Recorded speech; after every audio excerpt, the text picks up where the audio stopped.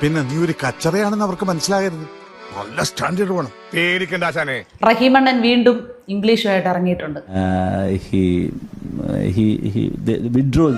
Hello testing ഇതൊക്കെയാണല്ലോ. ഇത് ഏത് ഭാഷ?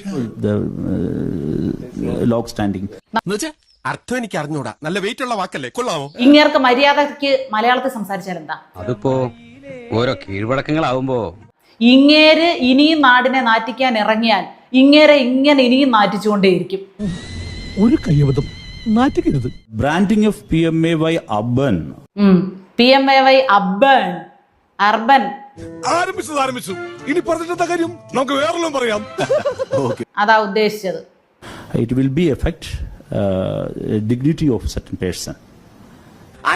ബിയോഡിക്കൽ കനിയമനസ് university of civil technical panchayat election first സ്റ്റേറ്റിലെ ഈ ആവശ്യമില്ലാത്തടത്തൊക്കെ ബി ഒക്കെ ചേർക്കേണ്ട വല്ല കാര്യമുണ്ടോ? It will be affect.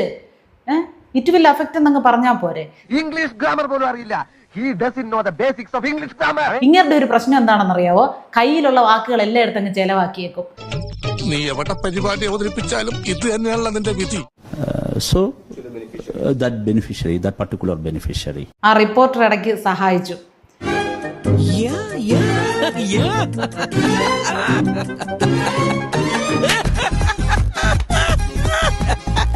So it will affect his or her dignity and dignity of life. ഇയാളത് ഏത് ഭാഷയെ പറയുന്നത്? It will affect his or her. It will affect their dignity എന്നങ്ങ് പറഞ്ഞാൽ മതി. കയ്യിലിരിപ്പുണ്ട് ഒരു ഹിസും ഹെറും, അത് അവിടെ ശ്രദ്ധിക്കണം. വിദ്യാഭ്യാസ കുറവുണ്ടാവും അങ്ങനെ പറഞ്ഞു. അതുകൊണ്ടല്ല, ഞാൻ കൊളോക്കിലായിട്ട് പറഞ്ഞതാ. So it's so നാക്കിന്റെ തുമ്പത്തിരിക്കണ്. സോയും ഗ്യാനും ഒക്കെ ഉള്ളത് കൊണ്ട് ജീവിച്ചു പോകുന്നു. You talk too much. I'll kick your face and get out.